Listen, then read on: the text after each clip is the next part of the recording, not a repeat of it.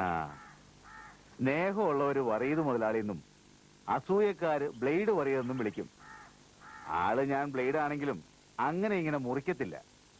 പിന്നെ കഷ്ടപ്പെട്ടുണ്ടാക്കിയ പണം കൊടുത്തിട്ടുണ്ടെങ്കിൽ അത് മുതലാക്കാനും ഈ വറീതിനറിയാം. കാശ് കടം കൊടുത്തിട്ട് അത് തിരികെ ചോദിച്ചാൽ അതും ഒരു കുറ്റം. ഇതെന്നാ കാലമായെന്റെ ഈശോയെ.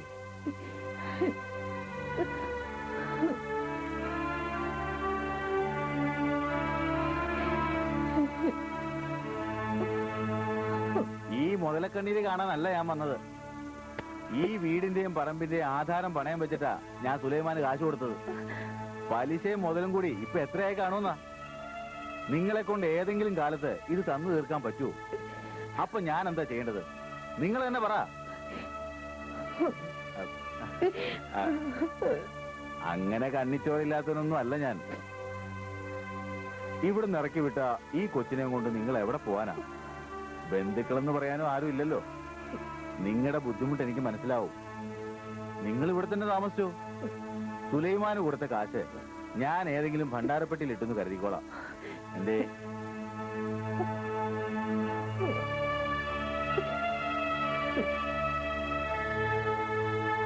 അപ്പോ ഇങ്ങനൊരു ഉപകാരം നമ്മൾ നിങ്ങൾക്ക് ചെയ്തു തരുമ്പോ തിരിച്ച് ഇങ്ങോട്ടും എന്തെങ്കിലും കിട്ടണ്ടേ? ഒരു പാല വിട്ടാൽ എങ്ങനാ? അങ്ങോട്ടും ഇങ്ങോട്ടും വേണ്ടേ? ഞാൻ രാത്രിയിൽ വരാം. ഒരു പൂച്ചക്കുഞ്ഞുകൂടി അറിയില്ലെന്ന്. അല്ല, നിങ്ങൾ ഈ കൊച്ചിനെ കൊണ്ട് ഇവിടെ സുഖമായിട്ട് ജീവിച്ചോന്ന്. അതിനെന്താ ഇപ്പോ? അപ്പോ രാത്രി കാണാം. എന്താ, ഒരുങ്ങിയിരുന്നോളി. മാനം വിറ്റ് ജീവിക്കേണ്ടി വന്ന ചാവയുമ്മ ചെറുപ്പമായി എന്റെ മുറ്റത്തുനിന്ന്. ഓ, അത് ശരി.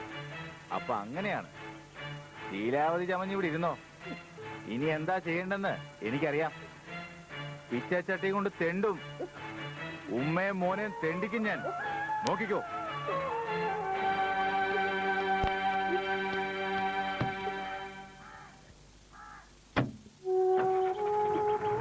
എന്താ ഉമ്മ, എന്തൊക്കെയാണ് പറഞ്ഞു പോയത്? മോനെ പേടിയാവുന്നു. എന്നെ സ്കൂളിൽ അയക്കാനും ചിലവ് നടത്താനും എന്തു ചെയ്യണമെന്ന് ഉമ്മയ്ക്കൊരു രൂപവുമില്ലായിരുന്നു.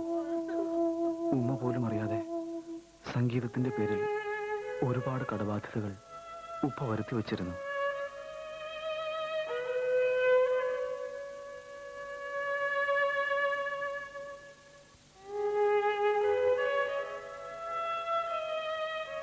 ഉമ്മ,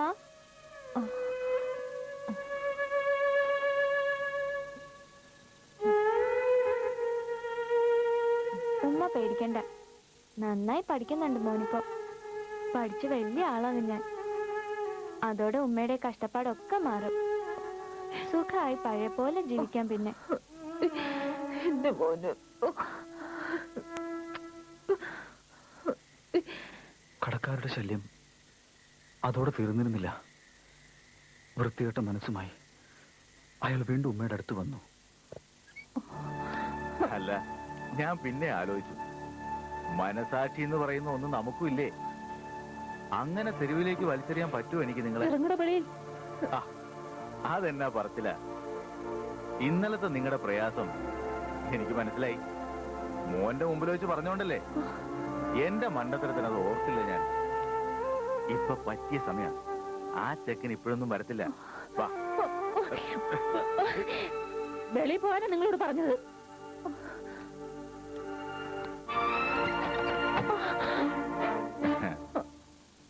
ഇത്ര വലിയൊരു ചെക്കന്റെ അമ്മയാണെന്ന് ആരും പറയില്ല.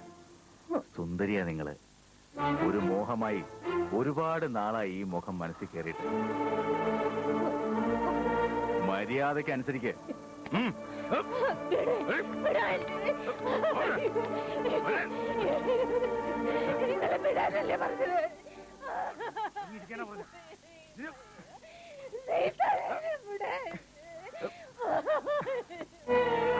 ഞാൻ